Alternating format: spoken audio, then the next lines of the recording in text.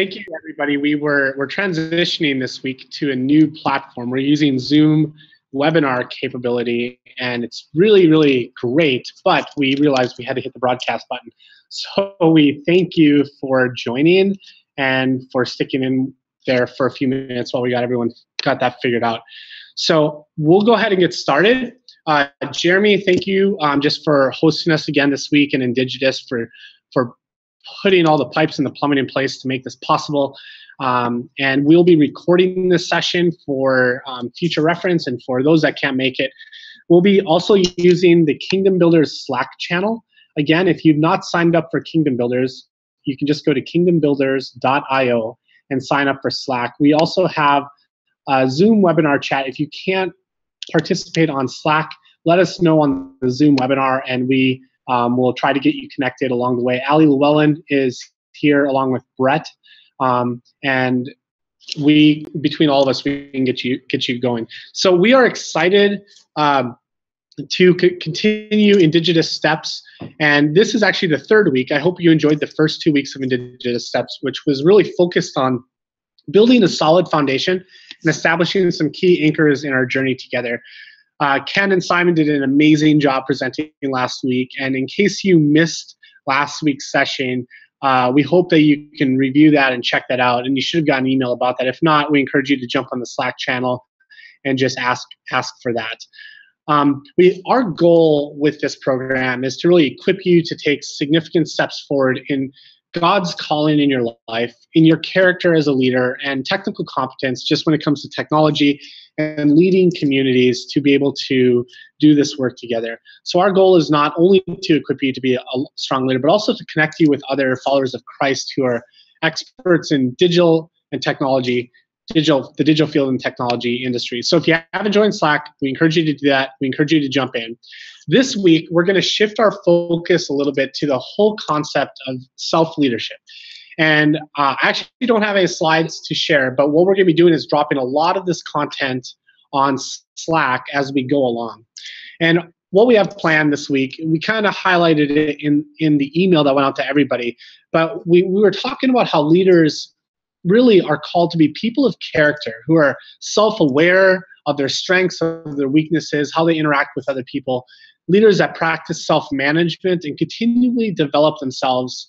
And that's what this session is all about. So we're going to use a number of self-assessment tools that were sent out ahead of time, and then we're going to end the day by developing a personal leadership plan, or a personal strategic plan, as I like to call it, that will help you identify your gifts, your talents, your leadership styles, and then apply them to your current context, whether that's your work, whether it's school, or relationships. So if you haven't had a chance, we encourage you to check out the assessments that we sent out by email, and we can drop them on Slack as well. We have the DISC profile assessment, the Myers-Briggs, and the Enneagram.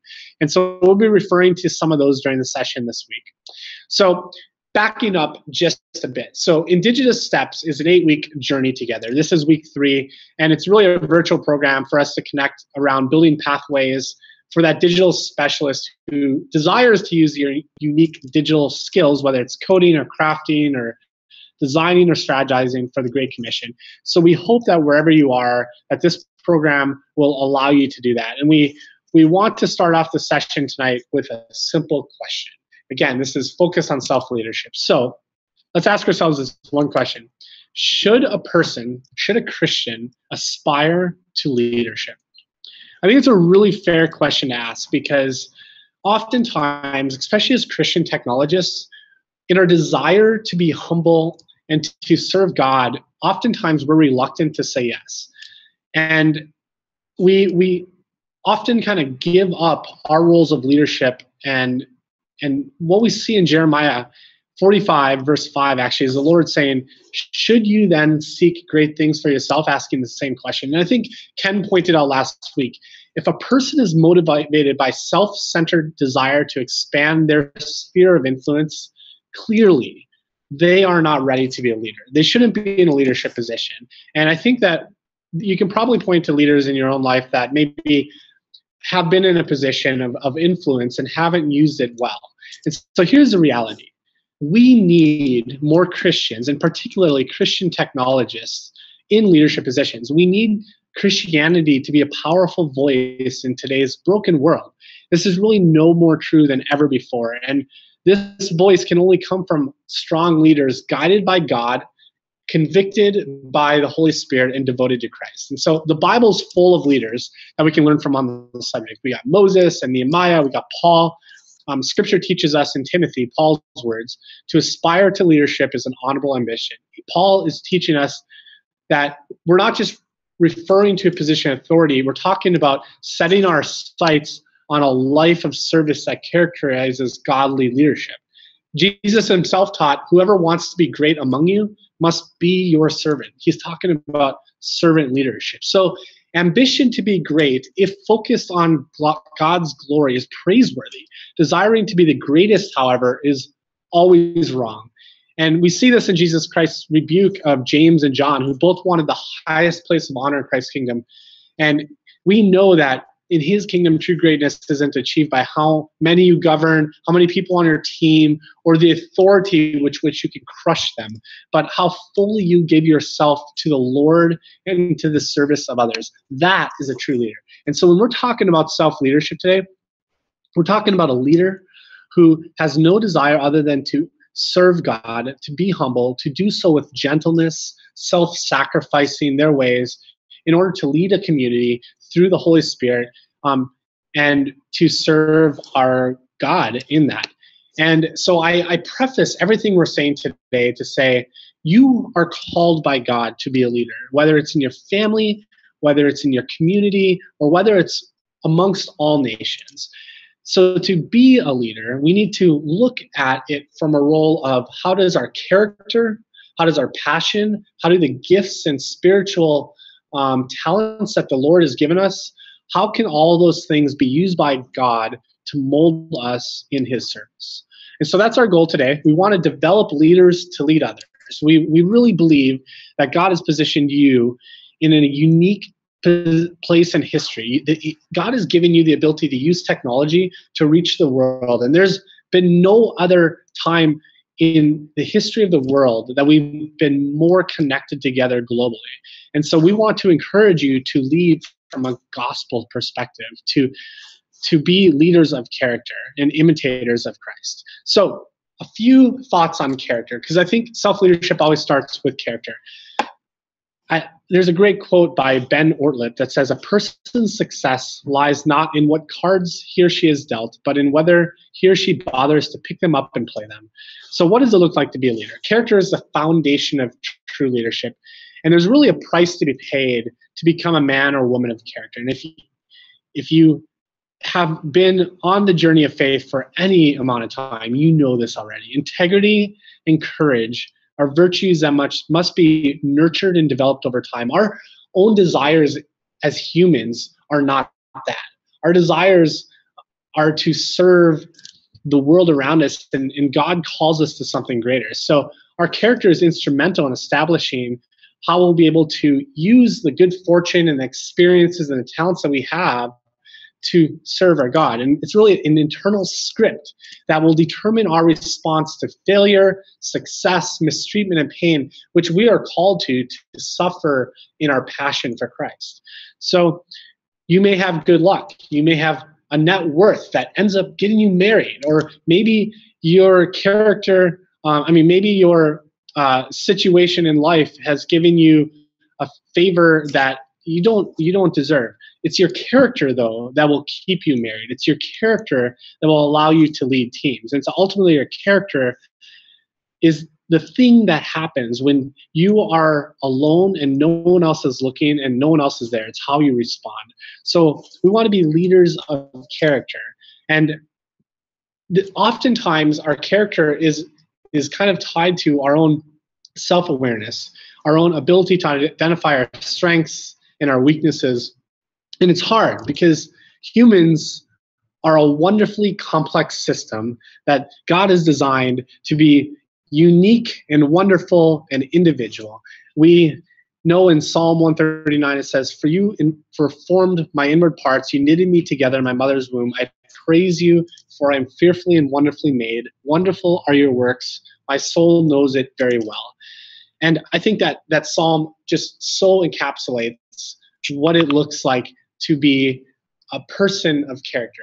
So exploring this a little bit further, there's character, but there's a few other things that we need to be aware of when we look at self-leadership. So God is giving us each gifts and abilities. He's given us personality. He's given us what I'll call our heart or our passions, our motivations, and he's given us our experiences.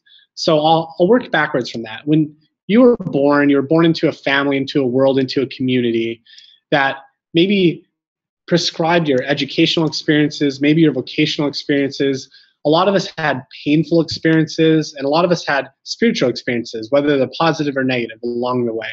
Those experiences are formative in shaping who we are. So being aware of those experiences are just one of the many facets of self-leadership. Then we have our heart. These are our passions, our motivations, our desires, our interests, our inclinations. These are the things that drive us. These are the reasons we say, when I grow up, I want to be a firefighter, or I want to be an astronaut. They're the things that inspire our dreams. And then there's our personality. And we'll talk a little bit more about this later, but our personality is what really affects us and how we use our gifts and our abilities and apply our heart and our passions and use our experiences for the benefit of the kingdom. And finally, we have our gifts and abilities. And these are the natural things that we were born with. And some people have the natural ability with words. I always point to Allie because she's so gifted with words, and I'm so not. Others are naturally good with numbers, and that probably more describes me and maybe you. So why did God create us so uniquely? He created us in a way that we have unique gifts and abilities, every one of us, unique personalities, unique passions, and unique experiences. And those are important things to understand. And what I want to do at the end of today's session is challenge you to really think through these things further. As homework from this session, we're going to develop personal strategic plans where we look at what are those gifts and abilities that God's given me? What is my personality? What are my experiences? And ultimately, where is my heart? Where is my heart leading me to? And at the nexus of all of that is the mission that God has given you, and hopefully the vocation that He's led you to. So I want to spend more time, though, on personality during this session and challenge you to look into the other things outside. Personality is the thing that we asked you to do, to look into personality assessments leading up to this session. I wanted you to take some time to reflect, to pray, and to assess your spiritual gifts, your talents, and your leadership styles. So we're going to dig in a little bit more in this session, and we're going to talk about really 3 assessments. There's the Myers-Briggs assessment, there's the DISC profile, and the Enneagram. And we're not going to go into depth because honestly, we don't have enough time. But I want to say a few things about each assessment so that it kind of wraps into the stuff we're going to talk about later. When we look at self-leadership, our personality so shapes the leader that we are. And sometimes we can use assessments to help us identify our strengths and our struggles, how we might work better with others. And we can use these different assessments to kind of get an idea of who we are. We had some conversation on Slack prior to this session, which is really great. And some of the feedback we got were, hey, these indicators don't really describe me as best as I thought that they might, or I was kind of confused by the responses I got from the assessments. And here's the thing. These assessments are just simply indicators to be useful and helpful to you. And if you find them not to be useful, that's okay. They're not meant to be prescriptive. They're not meant to put you in a bucket. They're meant to simply help you discover a facet of your personality and help you do that. Now, each of these assessments we gave you are kind of give you a little bit of a different perspective on your personality. The Myers-Briggs is one that's really old at this point. It's from the 1920s and 1940s and has a ton of research behind it. And it sorts your personality by preferences and not necessarily a trait or ability or character. And it's simply a way for you to look at the preferences that you have, such as, are you a right-handed person or a left-handed person? Are you an introvert? Are you an extrovert? Are you a person that gets energy from the world around them or from within? And it teaches you kind of a little bit about how you operate as an individual. And there's so much written about your personality profile in the Myers-Briggs. And I think Allie asked a really good question online about like, what indicator did you find most helpful? If the Myers-Briggs was that, I'd love to know what was your personality profile. I'll tell you, I'm an ENTP, so you can look into that, and you can probably figure out why I love to talk and present so much, because I'm very, very outgoing. For you introverts, I don't mean to extrovert all over you, but I sometimes do. And so being aware of that is really helpful for me. It's helpful for you. If we were on a team together, it would be very insightful in how we would work together. So the Myers-Briggs is a great indicator test. I really encourage you to take it. There's a ton of free tests online if you haven't.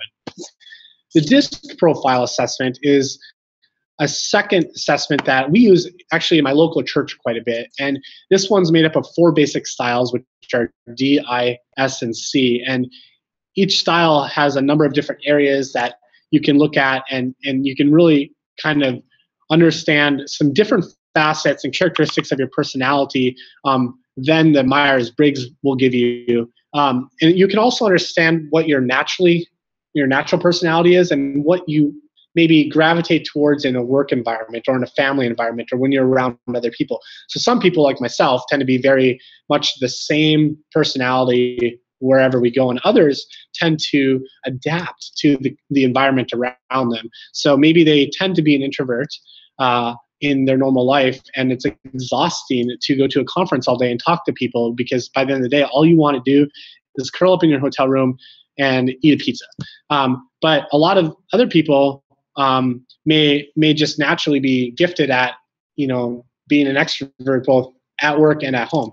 And so knowing if you adapt or not and how you adapt, the DISC profile is really good at that. The link that I gave you, and if it worked for you, I believe was a family assessment, kind of how you respond to your family. But hopefully that gave you kind of an indicator of what DISC profile you were, and then you can look more into that online later. And then the final assessment, it's one of our favorites, is the Enneagram. The Enneagram gets a bad rap because it can kind of be weird, and there's some weird vocabulary around with it, but it works really well, especially when you're trying to understand a relationship with someone else. The Enneagram assessment kind of works in a simple 9 buckets of a personality, 1 through 9. So if you've done the Enneagram, I'd encourage you to also post that on the Indigitous Slack channel as well, and tell people what you are, so people can go and look that up. Also drop a link to just like a description of the Enneagram on Wikipedia, so you can check it out if you haven't seen it before. One of the things I encourage you to do with the Enneagram is, especially if you're in a relationship, say you're married or you're in a dating relationship, this is a really good assessment to understand how you interact with other people, and maybe what some of those struggles might be and why you have them, and also what some of those strengths are of you as a couple or in a relationship. If you have a working relationship with someone, this is also very helpful if you work in particular close with 1 or 2 other people, to understand how you as a team might form together, use your personalities together to move the mission of your organization forward. So there is so much more that we could talk about when it comes to the Myers-Briggs, the DISC, and the Enneagram.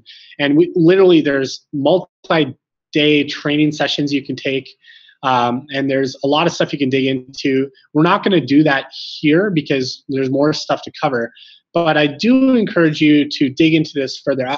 One of the things that I do every year between Christmas and New Year's is actually I always retake my personality profile assessments, and then I develop a personal strategic plan, which I take the input from the assessments and I reflect on that, and I try to gain wisdom from that and then apply it forward for the year as I plan out what I'm going to be doing.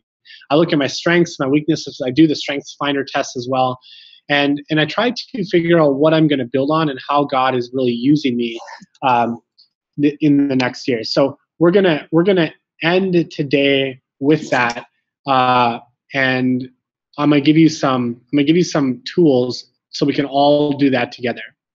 I also wanted to share, before we get into that, there was a talk by a guy named Bill Hybels, who leads a church in Chicago. And it was a talk at the Willow Creek Leadership Summit in 2007. It was called How to Stay Living an Inspired Life. And Bill made some really interesting reflections that I wanted to share with you as we go down the journey of self-leadership today. The first thing he said, I'm going to post these in Slack so that you guys can kind of follow along here. The first thing he said is this: stay crystal clear about God's call and mission in your life. You know, oftentimes I don't think we take a step back to even think about what our purpose or our mission is and really do our due diligence around exploring that. And this starts with understanding yourself, being aware of your strengths and your weaknesses, and then thinking about how you can lead other people around you. So I encourage you to do that, and that's going to be the challenge leading all this. The second thing he said was, now that I recognize God's calling me to something greater, how do I actually leverage the spiritual gifts that God has given me? So the first question there is, do you even know what your spiritual gifts are? And if you do, are you doing anything intentional to actually develop them in yourself? I think a lot of Christians sometimes take the, here's my spiritual gift assessment test, and we're like, oh, I'm good at this, I'm good at this, and then we don't actually ever do anything with that. God has given us these things to be influencers in our world, to be leaders in our world. And so we need to lead through spiritual gifts, through our talents, through our experiences, through our personality. Once we have some awareness of all of that, we might be in positions of leadership. Now, this might be formal, it might be informal, and ultimately what we want to do is we want to make sure that in whatever leadership position we're in, we want to inspire the people around us. This is so important because we live in a world that is uninspiring. We live in a world that's self-centered and broken. And oftentimes, other people around you are simply looking for that servant leader to come along and say, you know what, you have permission to be the person that God created you to be. You have the opportunity to inspire people around essentially what the gospel teaches, but in a way that you don't even have to use that language. You can just say simply like, hey, did you ever realize that you're really good at this? Why don't you consider doing more with that? And I think self-leadership is really all about inspiring other people, but being aware of yourself first. Another thing that Bill asks is, or recommends, is read inspiring books. So what are you currently reading? Is it inspiring you? Are you learning? Are you developing as a leader? Because that's one of those things that leaders are constantly doing. They're constantly developing. And by the very nature of you participating in Indigitous steps, you are clearly wanting to develop yourself further. And I encourage you to do that. Each week we will be sending you weekly reading or weekly kind of just homework, in this case with the assessments. Encourage you to dig into that stuff. Even if you're not able to do it now, tuck it away for later when you're on a flight or on a bus ride or going somewhere and you just have a little bit of time. Think about how you can feed yourself great content. And by the way, if you're not reading the Bible, read the Bible. Read through the Bible in a year. There's no better book in the world than the Bible. God calls us to dig into his scripture. One of the other things that I love about Indigitous steps is that even though it's virtual and we can't be in the same room together, we do get an opportunity to rub shoulders with exceptionally inspiring people. Andrew, I'm going to use you as an example because you just posted on Slack, and I am so thankful to have met you in the past year. Just your post in Slack just now about the book that you're reading. You are constantly building into other people. You built Kingdom Builders, or you started Kingdom Builders as a way to bring us together, to bring a community together, to bring digital technologists together to share their passions, to love each other, to serve one another, and to really rub shoulders with one another. I have met more people through Kingdom Builders, Christian technologists around the world that are doing great work because of the work that Andrew started. And so I encourage us all to be so inspired, to be selfless, to surround ourselves with other people and intentionally spend time with people that are unlike yourself.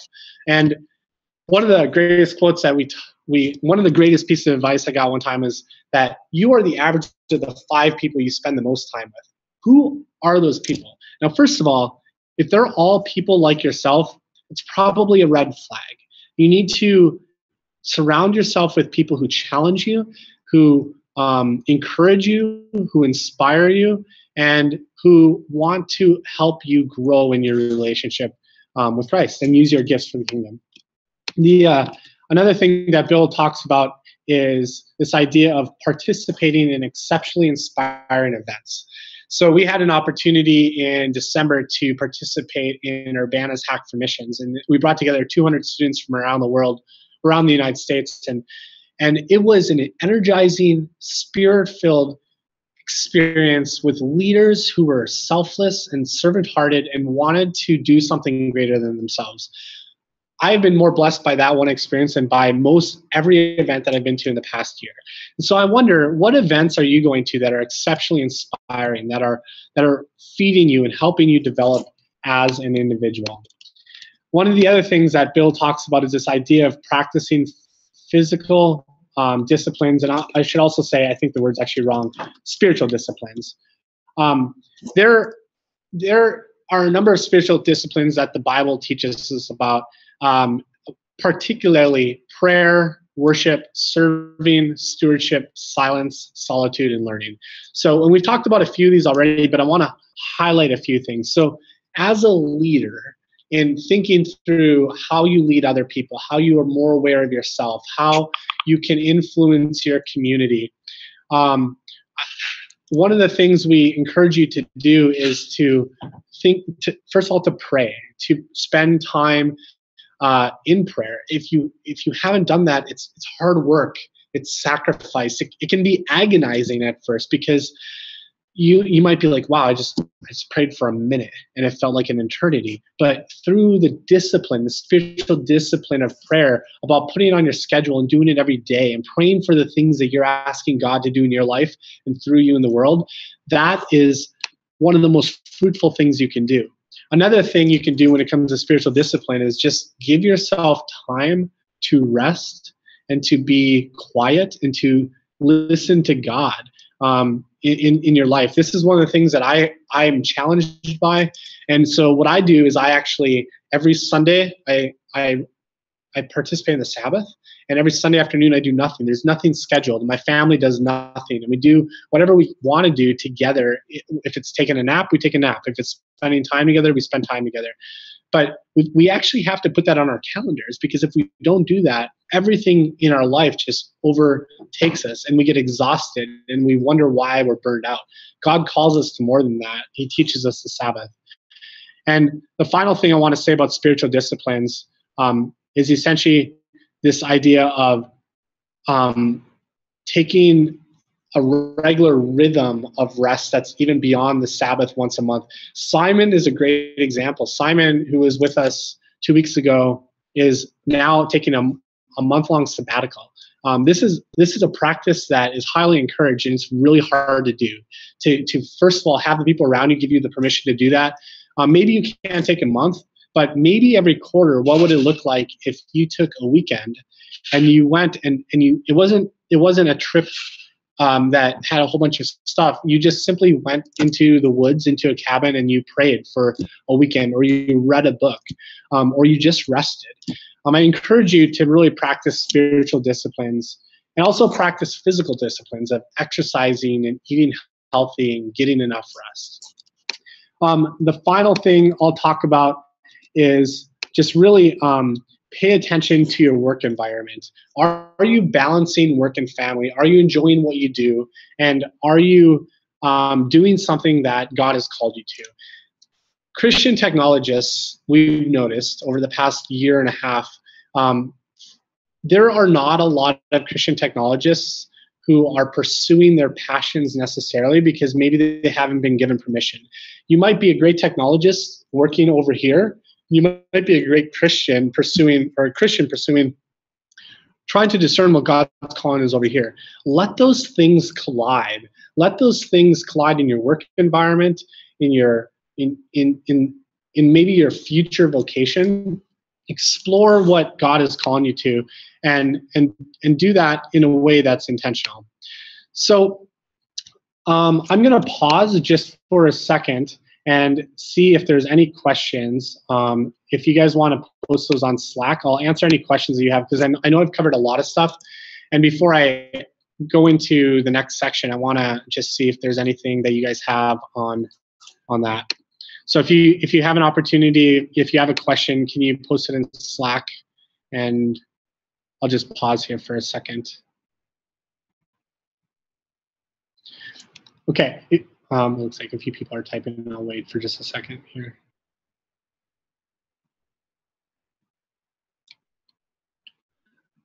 Yes, so Brett asked me to say more about Strengths Finders. Okay, I will do that here.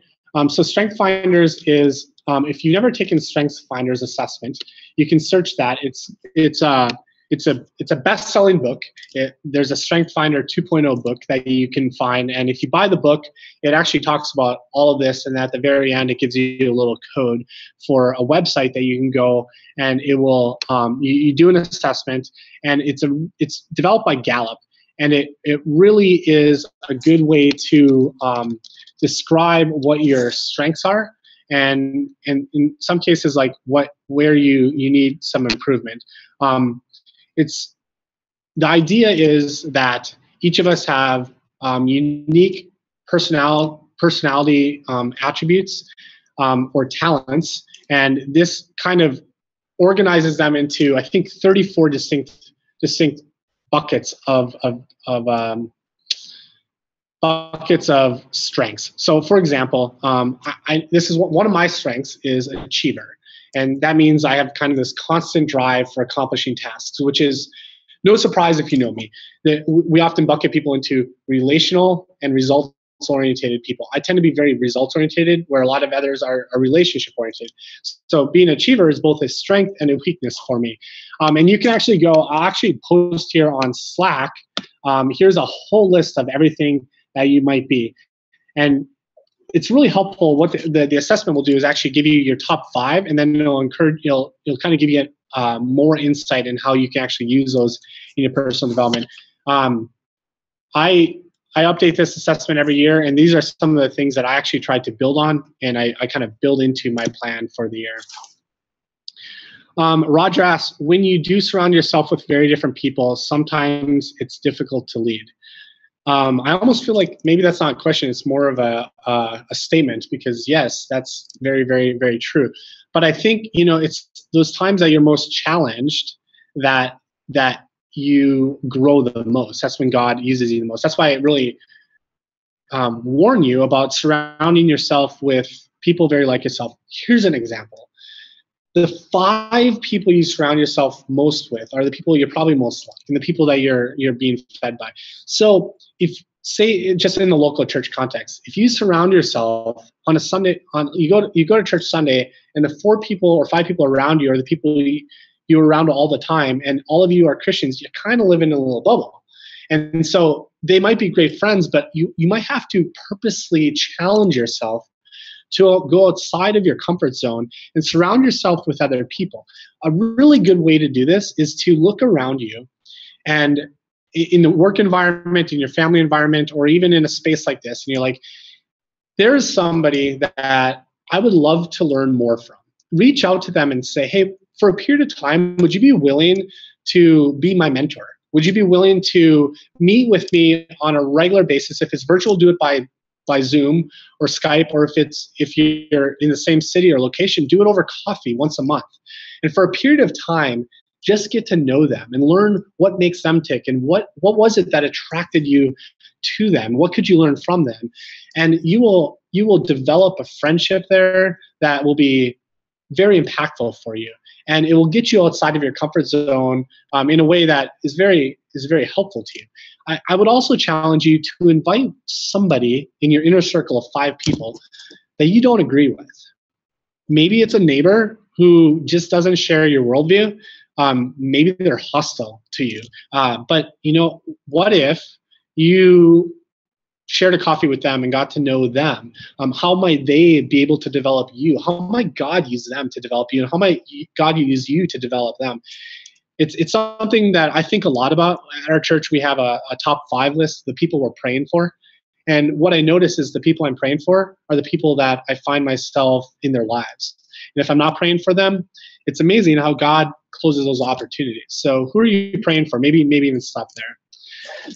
All right, well, I'm going to move on. And we can take a few more questions at the end of the session today. I really appreciate all the conversation in Slack, and you guys keep just pouring in on this. I just have the opportunity today to facilitate the conversation. There are so many more people, even in this community, that have a lot more information on all the stuff that we're talking about today. So I encourage you just to keep pouring into each other in that respect. So I want to end today with an idea that I have for you about developing a personal strategic plan. Now, I was telling you before, this is something that I do every year between Christmas and New Year's. And the first year, it's really hard because it's like you got to take all these assessments and then you got to think about all the stuff you did and where you're going, and it just kind of seems overwhelming. So one of the things I did was I put together a personal strategic plan guideline, how to develop a personal strategic plan. I just dropped a link on Slack. I encourage you to check it out. So what I did was, and this is literally just a place to get you started. And it's a suggestion. You can really do this any way you want to, but I'm going to tell you how I do it. So each year, every year, what I do is I first collect data. And that was the homework coming in here. So take some personality profile test. I encourage you to do 3 because it gives you a little bit better perspective of who you are. Do more. If you're like me, you've probably done every one 17 times. If you don't like personality tests, maybe just sit down with somebody else and say, hey, can you give me some feedback? What are my strengths? What are my weaknesses? And do it more relationally. But collect data.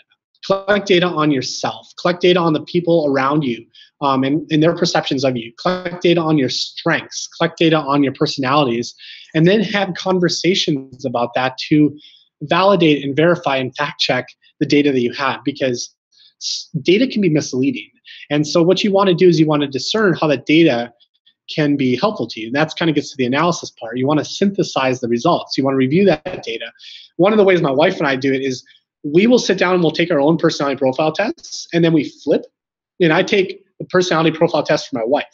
And it's amazing because we often do a better job of taking the personality profile for each other than we do ourselves. Because when you do it yourself, it's like who you aspire to be and who maybe you're not actually. It's a little bit more optimistic because we're all wonderful people. There's nothing wrong with us, right? And so you kind of want to think through the analysis in that way, and then take some time to dream. And I think as adults, I think we do this as kids pretty well, as adults and adolescents growing up, and then we get into the real world, and then even if the longer you get into the real world, maybe the less permission we have or we feel that we have to dream.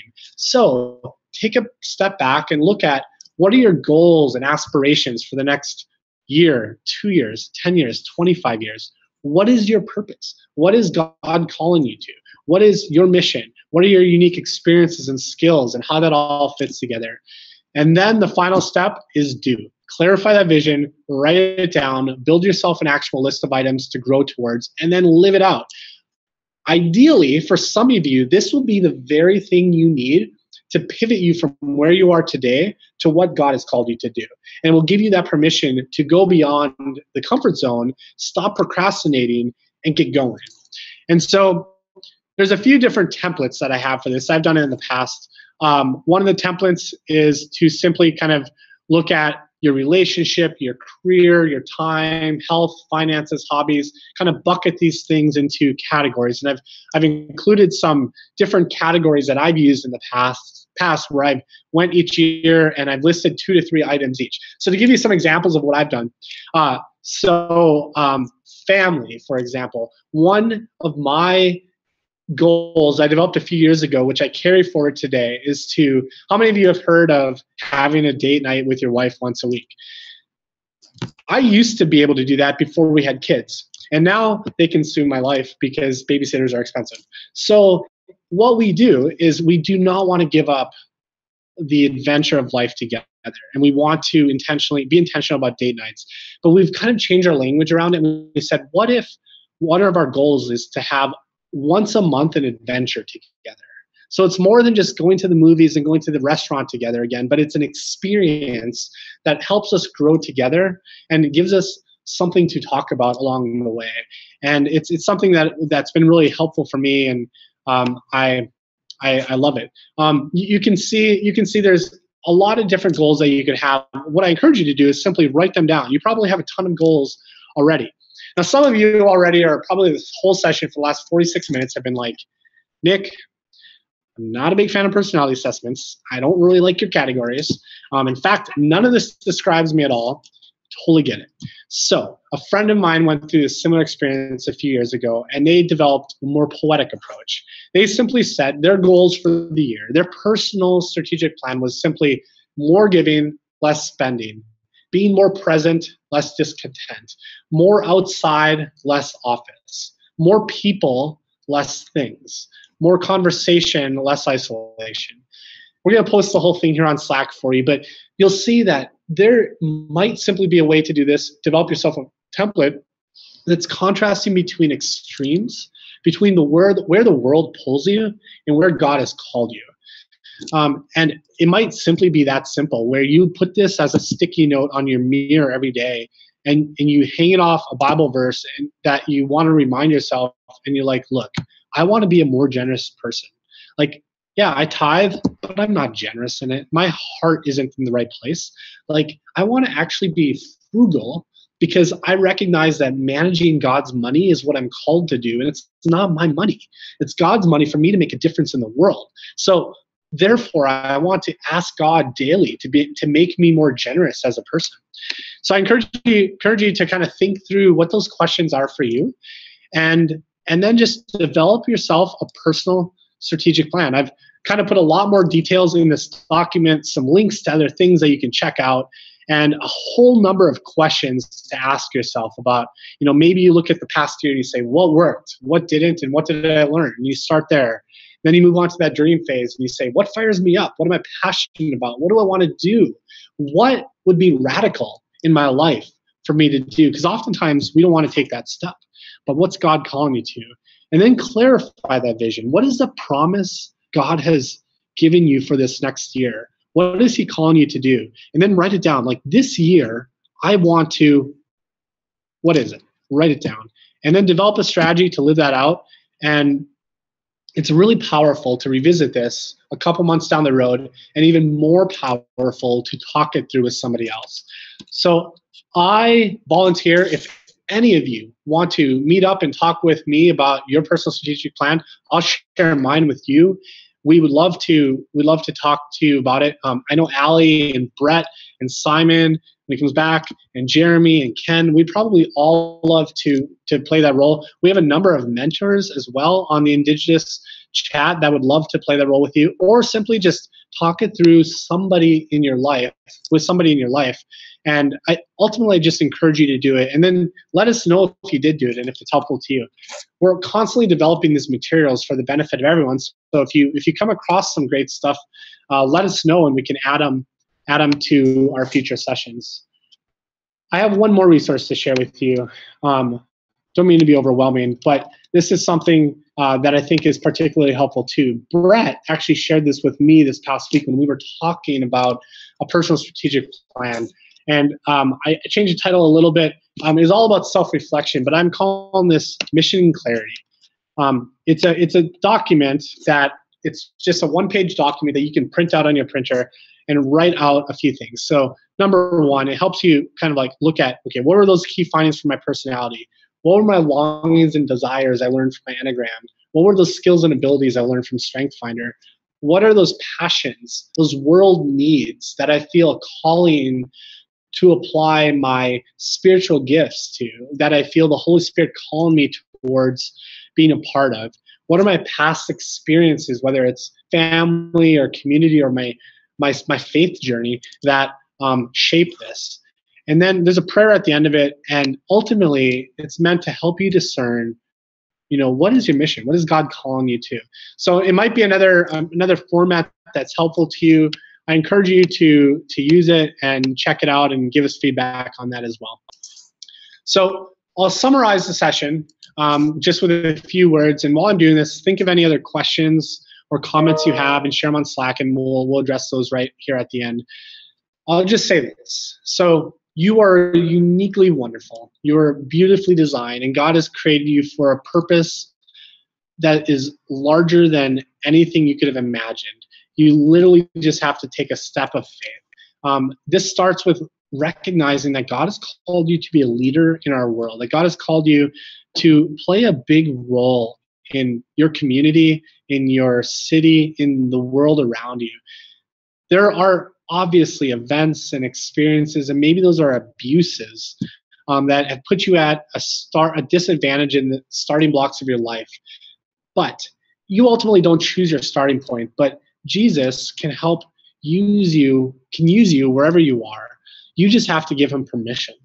And so this is a huge opportunity for you. And I would even go as far to say this is literally your calling as a follower of Christ. It's your responsibility to step out in faith. So I really encourage you to reflect on what we talked about today, about self-leadership, about character, about your talents and your gifts and your experiences, about who you will be in 5 or 10 years. And then for a moment, lay aside your own dreams that involve your own career or your own relationships, and think about what kind of person God has called you to become. That figure out what God is calling you to in the bigger role, and then put it all back together and see how everything can help you move towards that.